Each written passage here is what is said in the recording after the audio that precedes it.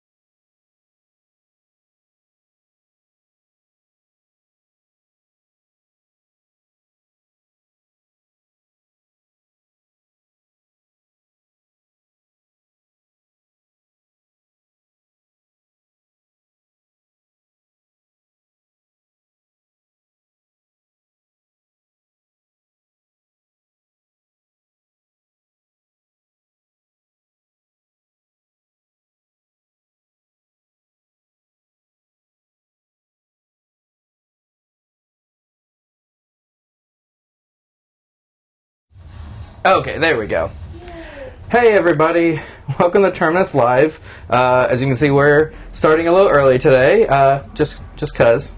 As always, I'm Corey Domino, and today my guest is Charles Judson. Hello, how you doing? Yeah, so you want to tell a little bit about yourself? Yes, I am the executive director of Terminus. Conference and Festival, the kind folks who sponsor this live play. Let's play. I don't know what else to say about myself, really. Well, this isn't the first. This isn't the first festival that you've actually had been a part of, right? No. So yes, previously, several years ago, I was the artistic director at the Atlanta Film Festival. I was there for 7 years. I've worked on different events throughout the years, but right now the two main ones I'd be known for is the one I work for now currently, Terminus, and the Atlanta Film Festival. Cool. Is there anything that you, how, I guess the best question would be, how did you get involved with festivals to begin with? What was that? Did you start as a volunteer and then work your way up, or were you doing something else and then you transitioned into that kind of role? So this kind of exemplifies how my career has kind of gone the last 12, 13 years. So I was a film critic for a site called Cinema ATL that's still around. Started by a bunch of local filmmakers. They kind of tired of some of the mainstream publications like Creative Loafing and the Atlanta Journal-Constitution not really covering films. So they asked me to join it to be a film critic. I wound up covering lots of film festivals and lots of events. And at the 2007 Atlanta Film Festival, it was the second or third day, the marketing director just up and quit. He was just like, I'm out, peace. And I happened to be there after my day job. I was working at Bell South. I was a search engine optimizer at the time, and the executive director was new. Walked up to me and said, "Hey, I know you're a huge supporter of independent film in Atlanta. I know you write. I know you're pretty vocal and opinionated. Would you like to come on board as our new communications director?" And I was like, yes, I would. I'm very, very, very interested. I do not like my job at Bell South right now, and this sounds wonderful. And that's kind of how I just got sucked into it. And ever since, I've found a real passion for organizing events and film festivals, especially as being able to really support independent filmmakers and, you know, find interesting work. Yeah, just build up the film scene. Cool. What do you think is your favorite, I guess, position to like with working within a film festival, or what do you normally do? The more I do this, the more I realize I really enjoy, you know, like I've been artist director, so I've you know, picked the films and I've like done the lineup, you know, I've done the whole social media thing as a communications director and like the PR. But more and more I really like the operation side. I like trying to figure it out. Like I think, you know, when you attend enough events, you know, how well it's run is just a huge part of how much you actually enjoy it. Like when you go to an event, you don't really want to have to think about so many things. Like you just want to go and know the website has the information you're looking for. When you talk to a volunteer, you want to, you know, to be able to answer a question. Right. You know, the more you can make that part seamless, the more people can enjoy the event. Especially because to me, the one thing I've learned most about events is that it really is about the people. Like you can program the great content, you can do everything else, but what's going to really make the event is what people bring to it. So like when you go to the parties, when you go to the workshops, the type of questions people are asking, you know, that's going to make a huge difference. And again, that the more you can organize it, the better you can make that smoothly. The more you can let people just do what people do, is interact and talk to each other and connect.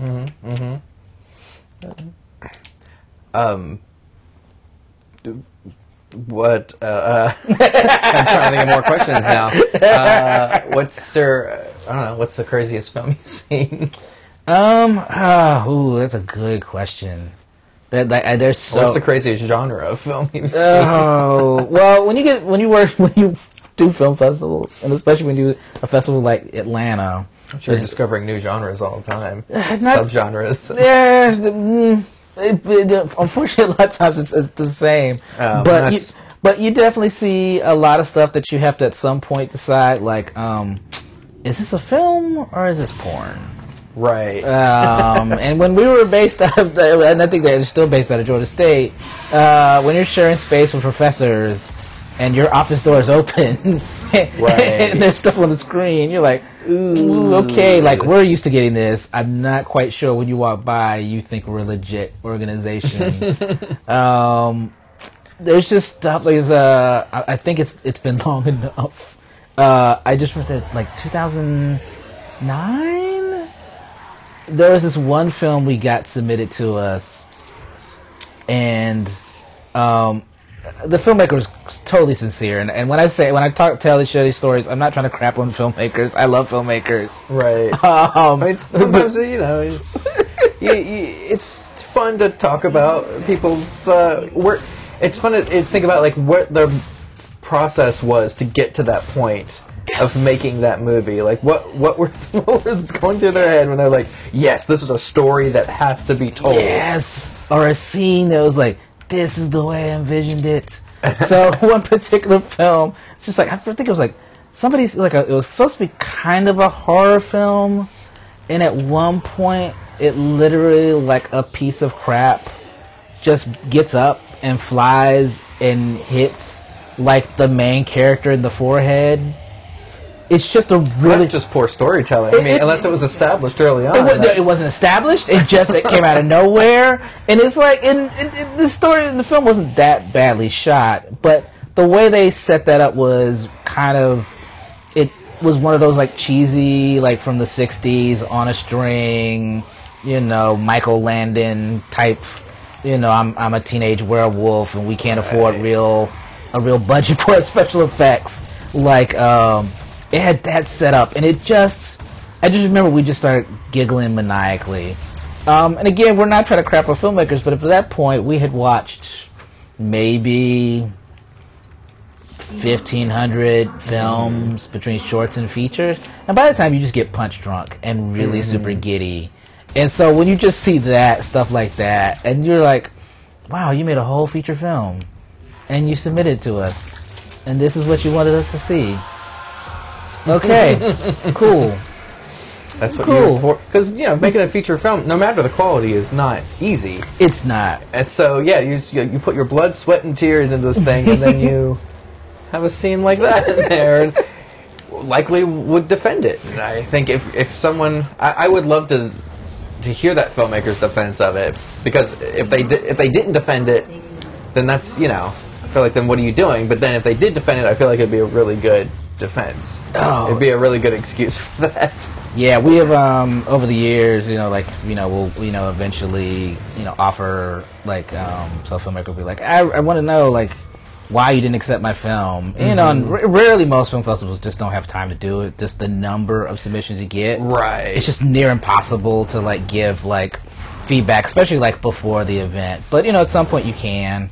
And even sometimes, you might do it for a filmmaker. You can read it in the email that this might be the one to give it a shot and go ahead. And it is very interesting when you listen, when they tell you why this piece of crap flying actually makes sense. And the thing about it is it rarely ever does. It rarely ever does. Represents the character's battle with depression. Oh my god! I would, if it was just as simple as that, I would take that. At least that's a character motivation. It's usually always some plot reason, and it's there's this thing later, and it's going to happen, and we established it earlier, and you're oh, But I mean, that's the thing. But at the same time, it's kind, especially as I kind of get older. And it's so different than when you're in your 20s and you're super hypercritical. There's a certain point. Pulling out your stuff. Yeah, it is just guts.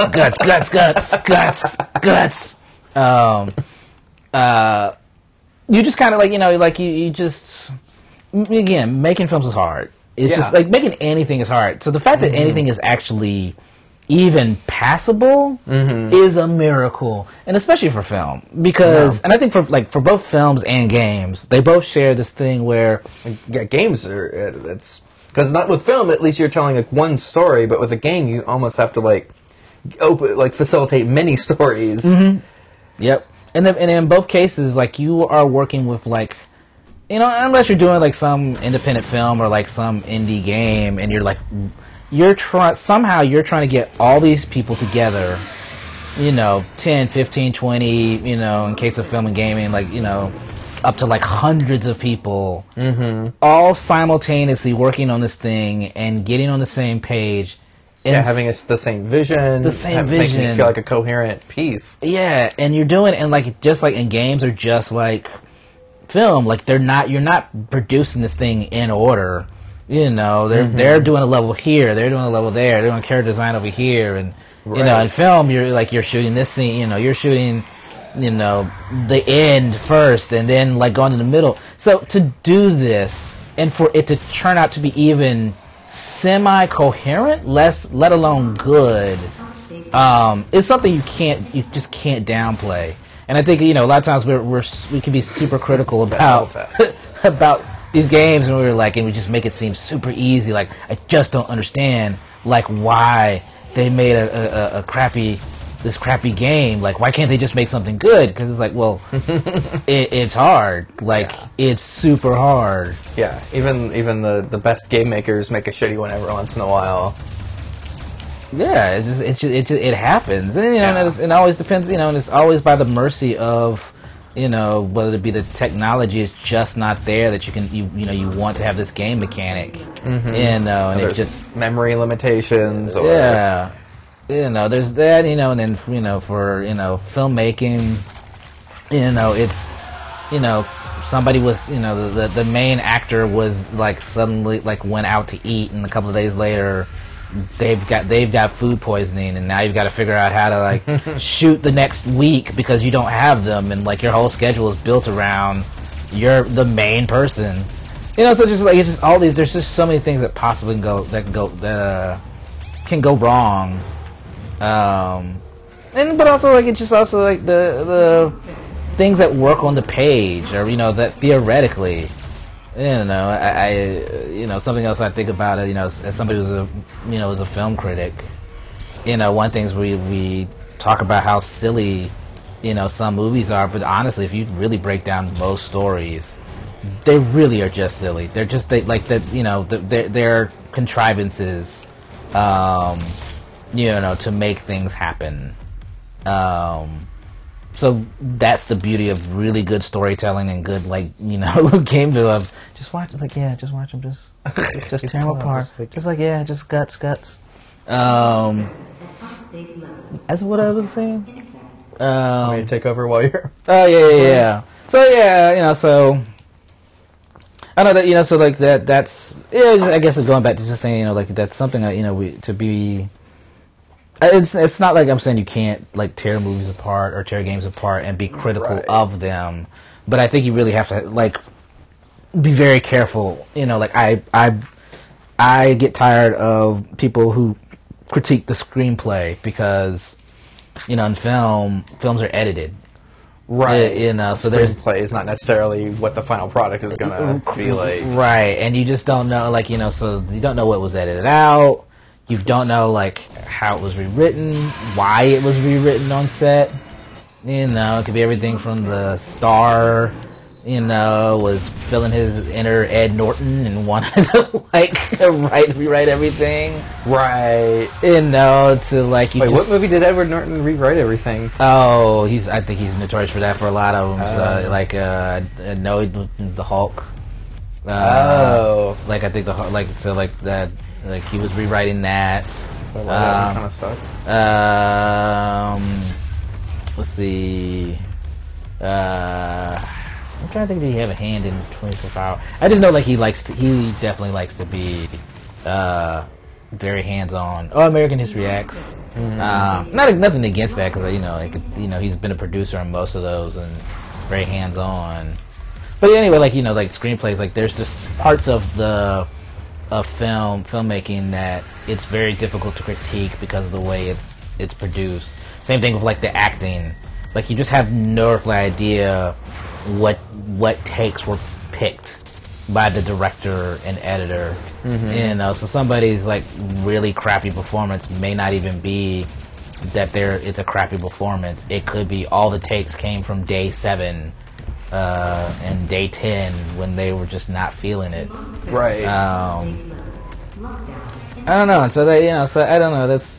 I don't know why I'm on this tangent about this. I don't know. I can't remember what the original. Yeah, I don't know. Oh, I think that's what the craziest movie you saw was. Yeah, I mean, there's a lot. There's just been a lot over the years. It is just amazing what people feel is okay to put into stories. Right.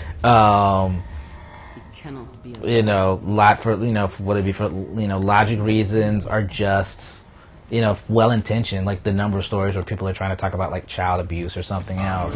But as you're watching it, you're going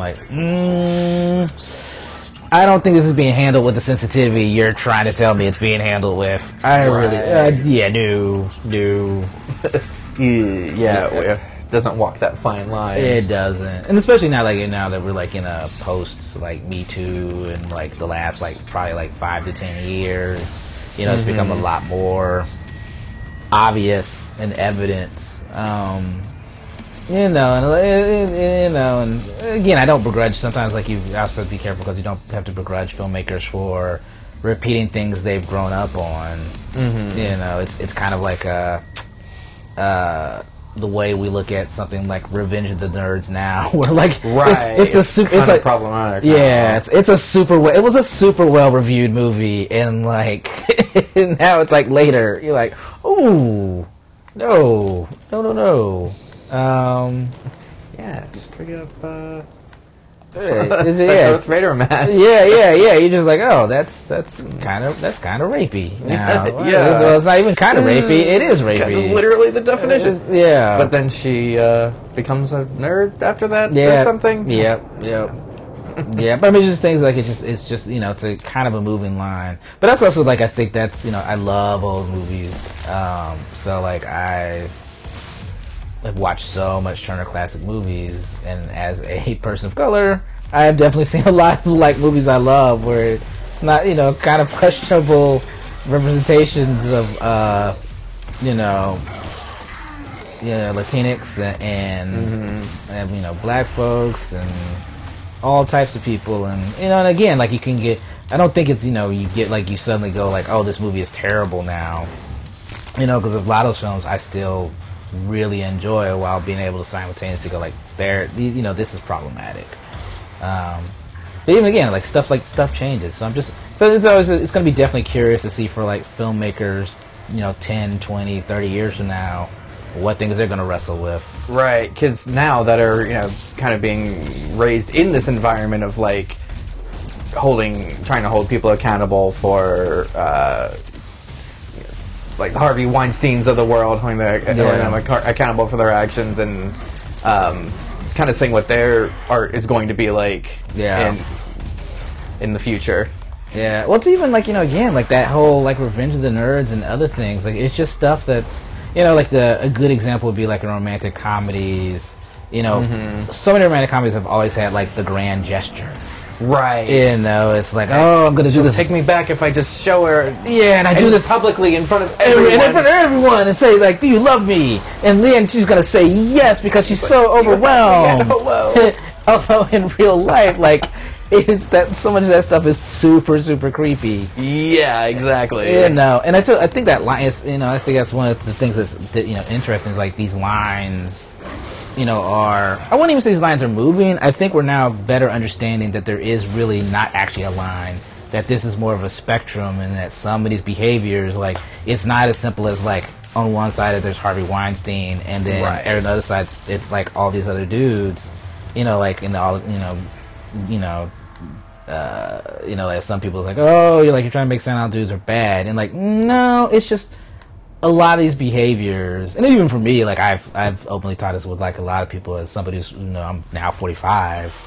These are things where like I have to look back at my, like, when I was younger, and over the years, and realize, oh shit, like that was not good, like, you know, and especially even more important, like the impact that behavior had on like the people in my life.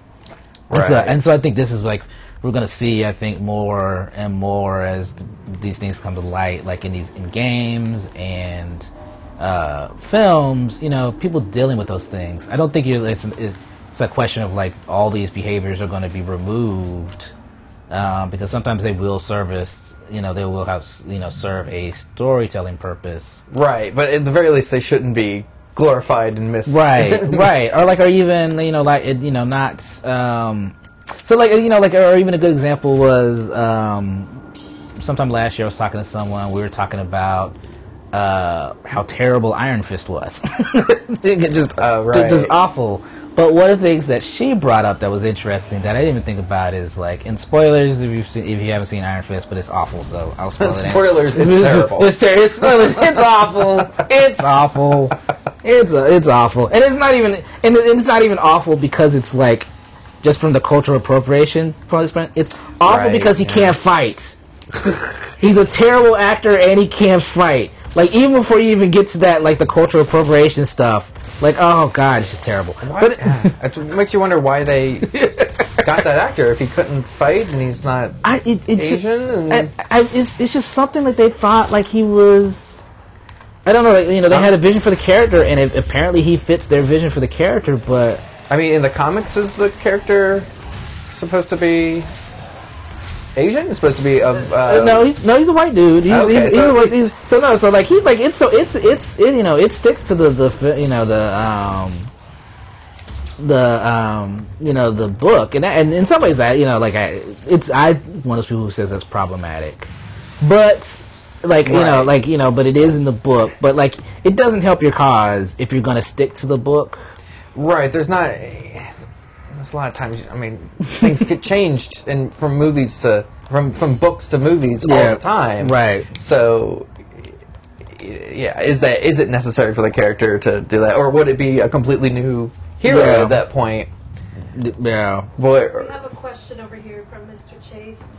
He says, would you like to make a romantic comedy version of Dooms? Because you were talking about oh my god. A god. romantic comedy version of Doom. Ooh, how would you do that? Well, the plot of this game, I'll just go ahead and tell you, spoiler. So, the guy you're playing was the original Doom guy, Right. From like the first game, but he like wakes up, and as you go through the game and you like go into hell, you see there's these writings that the demons have made, where they view you as like a demon, as like the Doom Slayer who cannot be defeated, and so the only way to defeat him was to like entrap him in this sarcophagus, and that's what you wake up from at the beginning of the game. And so you're like destined to destroy demons or something.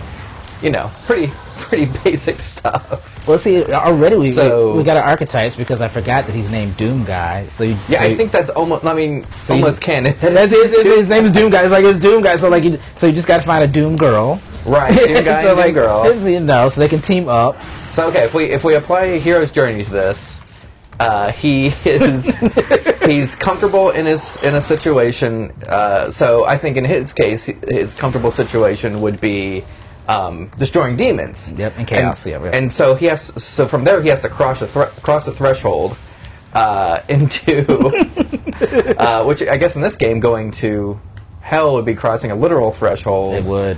So maybe he finds Doom Girl in hell, and so how like do we want to do stereotypical romantic comedy, or do we want to do like a modern update, modern. Yeah, we're like, do we want this Doom Girl to be damsel in distress, or do we want her to be, equal partner in destroying demons? And Well, see, I think Doom Guy would definitely be, because he likes chaos and destruction. I think he's going to respect a woman that he meets who can like wreck as much, like just wreck shop like he could.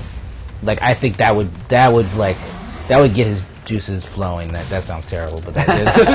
well, there's a lot of juices flowing in this game. there is just a lot of red juices everywhere. And so what do you think their meet cute would be? That's a good question. I mean, I think maybe they're about to do like one of these glory kills on the same demon, and then their eyes lock. But since it's in helmets, it'd be like their visors lock. And then.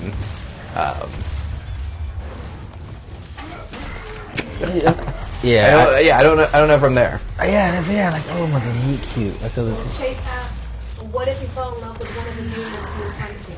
Oh man. Ooh, twist. Whoa. Plot twist. How do you make these demons sympathetic? Yeah. I mean, you can't just. We're going to keep this realistic. I mean, it'd have to be one special demon for him to fall in love. I mean, like if Doom Guy is hurt, you do like kind of what is that? The one with they're stuck on the planet and they're trapped.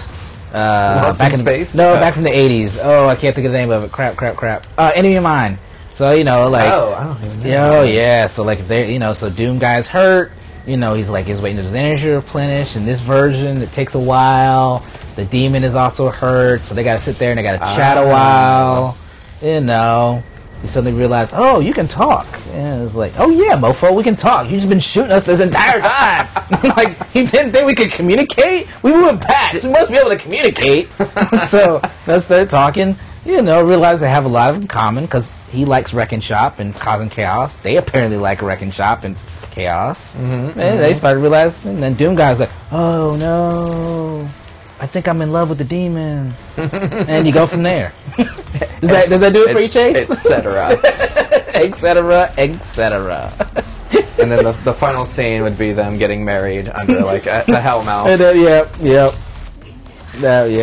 Just with the geyser of volcanic ash rise up behind them. And then the demon's like, I'm pregnant. The end. Question mark. And you just see Doom Guy he looks at the camera. I'm gonna be a father. I'm gonna be a father. Oh. Well, it's supposed to be like those games. Like they're all supposed to be related. I forget what the history is supposed to be. So, because I think from Wolfenstein. Oh. I think Doom Guy is supposed to be the great. It's like either great grandson or great grandson of interesting from Wolfenstein, and then I forget what the other game. I should know it. I played. Their id game? Yeah. There's was it Heretic? No. It was That I think that was another id game. Did you ever play that? Yeah, I remember Heretic. That was I'm like the only other person that remembers that game. It was like Doom, but fantasy, like medieval fantasy. Yeah, but like, you know, so like I was in college in the '90s, and so I was so these games came out at that time, right. And these were just huge. Like I just Doom. I have a brother who's 11 years older than me, so I think that's why I kind of was exposed to that kind of stuff earlier than a lot of people my age. But this stuff was so like this and Wolfenstein. All this stuff was so groundbreaking, especially like especially with with Doom. You know, when people were like making levels and like, you know, I was at Georgia Tech at the time, and you just walk in. And, you know, because, you know, the land, and, like, you just walk in, and there's all these people. I'm sure that was huge at Georgia Tech. Oh, it was, yeah. That was such a good time, though. It was, like, there's Doom, the X-Wing games came out. Like the ones on PC? Yeah. X-Wing versus TIE Fighter, and that was so good. And I never played that one, but I did play a ton of Rogue Squadron. So I'm not sure how similar they were. Yeah, I don't really remember them being that similar. Like Rogue Squadron was more mission based, I guess, and it's still loading. Oh yeah, right there.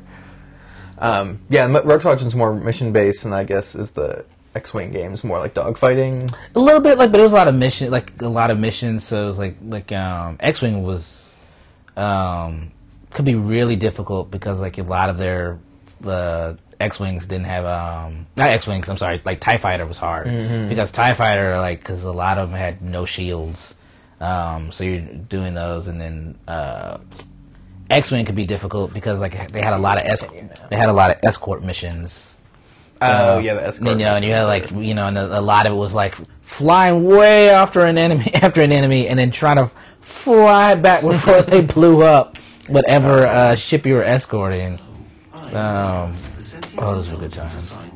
Those were good times. Well, that's a good segue into what games did you like grow up on, and what kind of like do you feel shaped? Like, I think it's interesting to think about video games as kind of shaping your personality, because people say that about TVs and movies all the time, like that shaping their personality. But you spend a lot of time in basically another world playing a video game, so surely that must shape who you become as a human later on. I think so. I think I totally agree with that. You know, so like, you know, the Nintendo came out in '85, so I was like 12, and I think there was something about like playing Super Mario Brothers over and over again, and I think that shaped, you know, like that tenacity. But also like that you know, like, because, you know, before that, you know, like I'm of the generation that remembers like I had an Atari 2600 and I played the ColecoVision. But there's something about games where like you start to realize like, oh, there are secrets and there's other stuff, and you start to share that with other people, you know, and that there is more.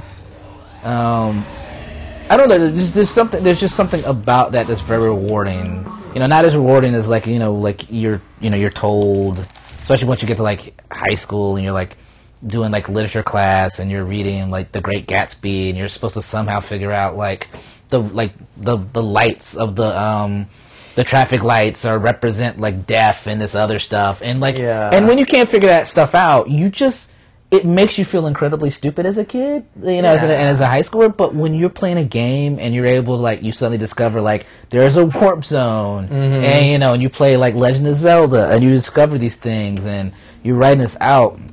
So I think that's kind of something that I definitely think has kind of shaped me a little bit, and also just the idea of maybe pushing a little further to see if there's something hidden. But also like you know, but it's also like at some point you have to like accept failure. You know, it's like it may take you a while to get past this level. But I don't know. I think those are two things, a couple of things I definitely have thought about as I'm older, and about how games have kind of shaped me. You know, and then when I got to college, you know, one of the things I definitely, and it was actually kind of like it was in high school, is, you know, I just love strategy games. And as someone who like, you know, when it comes to organizing events and working on different projects, you know, trying to have like strategy and think long term, those have been incredibly like helpful. In fact, I still love playing lots of strategy games like on my phone, you know, and I do it because I like it, but also like it's always just trying to continuously keep that muscle about like, you know, thinking around a problem, you know, like how do I move these pieces. Can I give you a tip? Yeah. When they're glowing, if you click the right stick, it'll do like the insta kill, the glory kills, and it's a lot easier to clear rooms with that. Word. What about you? Like what games like? So let's see. Like I said, older brother, he had a Nintendo, and so played a lot of Super Mario Brothers. I love Super Mario Brothers 3. We had there's a game called Dragon Spirit that I really like. It's like a top-down shooter, but instead of like a spaceship, you're a dragon and you're like shooting stuff. And then we got we borrowed a friend's Super Nintendo. So I would play a lot of Super Mario World, obviously, and Legend of Zelda, and Final Fantasy was one of my favorite games. That's one of the ones where I feel like I spent a lot of time in. Specifically, Final Fantasy 3, 6 for the Japanese. That one I honestly I still feel is the best Final Fantasy game, simply from like a narrative standpoint. I think it was like by far the most interesting story that come out of a Final Fantasy game, and the way that it's like the only Final Fantasy game where there's not really a main character. It's very much an ensemble cast. Like there's the woman that like you start off with, like she's probably the closest thing to a main character, but there comes a point to the game where she leaves the party for a good chunk of the game. So that's something that doesn't happen in other Final Fantasy games.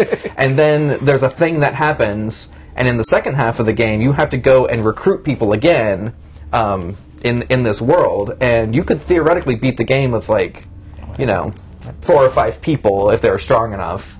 You don't even have to get that main person again to beat the game. Yeah. So from that point of view, it's just done differently, and I really like the magic system in it. You had to collect the espers, the little crystals, and then you would equip the crystals, and they would learn magic from that. So every character could learn magic.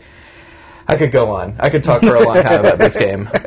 Well, I mean, again, that's the other thing I think I learned. I think, you know, that was, I mean, kind of the same reason I eventually got into film. Right. And I think it's the same thing with gaming, is how much there is these other social aspects of, like, being able to, like, talk about these things, you know, in depth, and it's not just like, you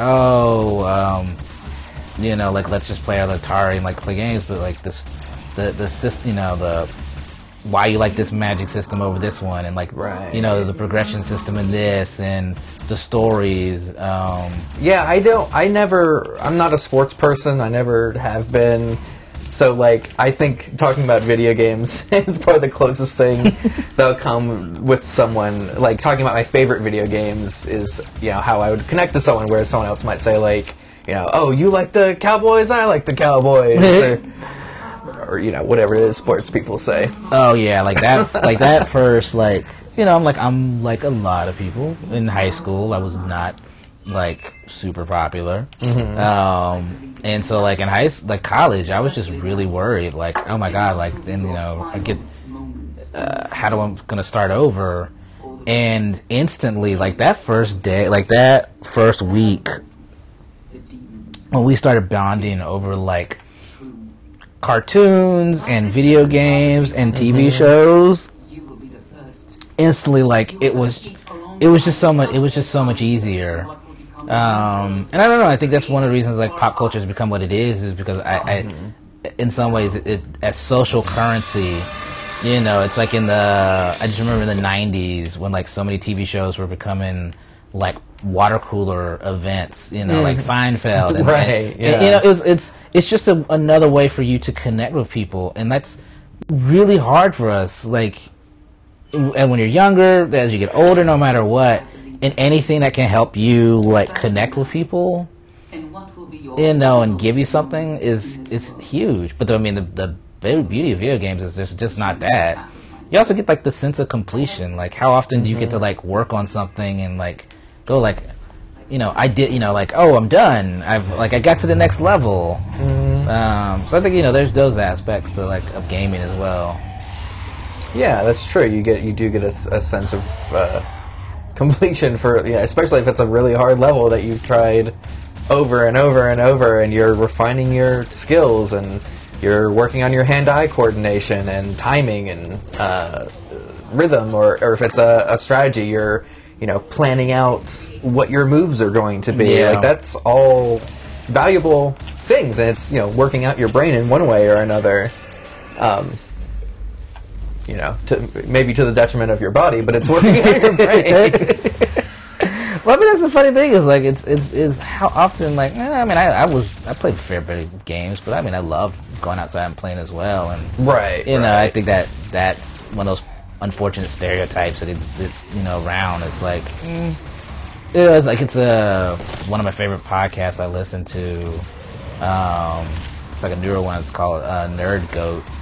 Nerd Goat? Nerd Goat. So basically, it's a bunch of comedians talking to special guests who pick like who they think their like greatest greatest of all time is. Interesting. But like one of their guests is like this like ex-football player, and like he's a huge like RPG like nerd, and he played in the NFL, and I just think it's these distinctions that we make I don't think have done us any favors. Right. Yeah. Why can't you play football and Dungeons and Dragons? Right. There's nothing excluding one from the other. Right. In fact, like when they show like how many people who like gone on to be like screenwriters and CEOs and other people who like run major corporations who are like they count D&D as one of the reasons why like they know how to make decisions. Oh yeah. Like Pendleton Ward's like famously talked about that. Yeah. How that's him coming up with adventures helped them figure out plot points in his show. Yeah, and the fact that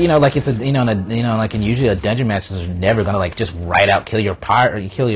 So like you're having to like make decisions about like, okay, this this made things worse. How do I get out of it? And being able to play that over and over again, and be able to play different campaigns and learn how to like make decisions. Yeah, not only planning it ahead of time, but in the heat of the moment in the game, fixing it, for lack of a better word, or like directing the story in such a way that it's still interesting to the players, i.e., the audience. Right, and so I don't know. There's so many of these things, and like it's it's interesting to see like these things change, where like I think games are starting to finally get to a point where like they're getting that same critical reception. But even in film, and I think even in TV, we're like, it's only recently TV is also getting that point where like we're starting to now realize like, oh, there is more to these shows. Like a show that we both geek out over a lot is like Steven Universe. Oh yeah. And as a show that really like teaches about relationships and empathy. Right. Like all these things, like it's in relationships. It's weird, but like that show, I know, it's like obviously meant for children, but it's an all ages show, but I feel like I've learned things watching that show. Like it's such a good representation of non-binary individuals, relationships, issues of like consent, and it does it in such a way that's not, I don't think, is either talking down to kids or maybe exposing them to things that might be inappropriate for them. It does it in such a way that it opens up the conversation if parents can kind of relate to kids of like, well, how Pearl wanted to fuse with Garnet, but Garnet didn't want to do it in that situation, and that upset Garnet. And we can discuss why that upset Garnet, and how Pearl learned not to do that without so much saying that it was something maybe more than that. Yeah. And also just I think that that level of complexity when it shows like the type of relationships and emotions they're feeling, that it validates some of the issues like the characters are wrestling with. Like like being accepted or trying to figure out their own identity or whatever it is, or like being pissed at someone, and or some of the best episodes are about the characters really having to deal with someone like one of the characters is mad at them and they spend forever trying to get them to be not mad, and they eventually realize like, oh, there's nothing you can do. Right. That you just have to like live with that. Like they're just gonna have to let them get over being mad in their own time, right? Or whatever it is, or they have to solve their own problems. And that's incredibly important, like stuff that people don't really tell you as a kid. You just struggle with that. Like I can't get so and so to stop being mad at me. What do I do? Like absolutely nothing. Yeah, yeah. It's, and Keystone Motel when Ruby and Sapphire are on the outs and Sapphire's not. It's just like, well, she'll burn out, but then even that is not maybe even the appropriate thing to do because there's other people involved. It's not just between you two. Right. And that's things that like I don't see other shows discussing those kind of things. Even like quote unquote grown-up shows. There's situations like the whole thing with Pearl and Rose. This is just going to turn this. It is. Welcome to Steven Universe with Charles Incorporated. Just the whole relationship between Pearl and Rose and the kind of love triangle with Greg. Yeah, it's very interesting. Like to think about how Pearl is basically the ex-lover of Steven's mother, right? But also his caretaker, right? And that's a situation like I can't think of any other show where that's like has that kind of dynamic, right? And you really think about like as a kid, like that is like, so maybe you're not going to be in that type of like romantic triangle, right? But the fact that like you're probably going to have like somebody where in elementary, like first grade you had like really close friends, and then suddenly like you get to second and third grade and like now there's some other people, like it's just like there's going to be some equivalents. I think that a lot of that kids go through that we don't always respect, but even in an adults, like we don't like it's stuff we don't talk about, and I think that's why like adults, like we adults really dig Steven Universe, because like they're touching on themes that are, while it's for kids, they're still so universal. We're like we're still trying to figure out I don't want you to be mad at me anymore. Oh yeah, that's part of being an adult, is figuring out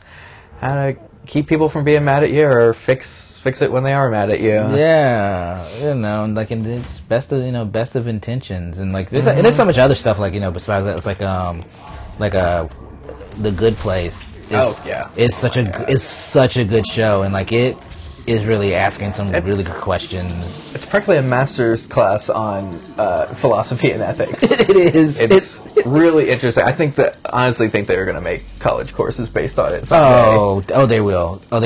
And, and I, as with like Tarantino and with other people, I do feel sorry for the film teachers of the future that are going to have to read all these like books and like stuff. But like it's it's all stuff that's just amazing, but also like the types of characters. Again, like Good Place shares a lot of like with Steven Universe, like these character types that we've just never seen before on screen. Just the amount of diversity in the show is notable. Yeah. In both shows, I should say. Yeah.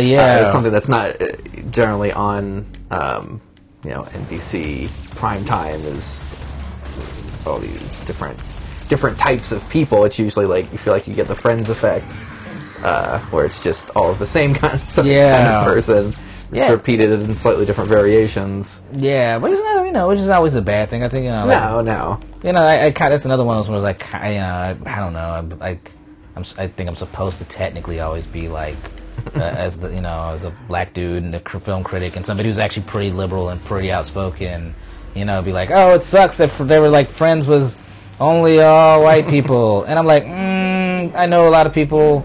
Honestly, that's a lot of people's reality. Like they, oh sure, like they don't know. So like I don't, you know, it's and so in some ways it's like it's more of to me it's like let's have less Friends, and more I think what we're seeing now is like no, don't cancel Friends.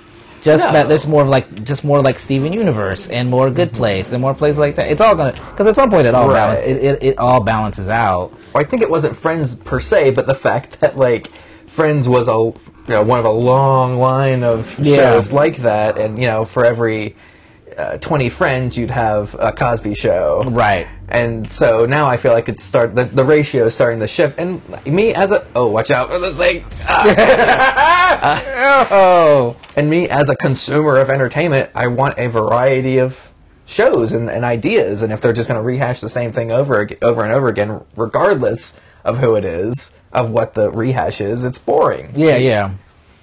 I guess we're probably at about time. That went by pretty quick. That went super quick. Man.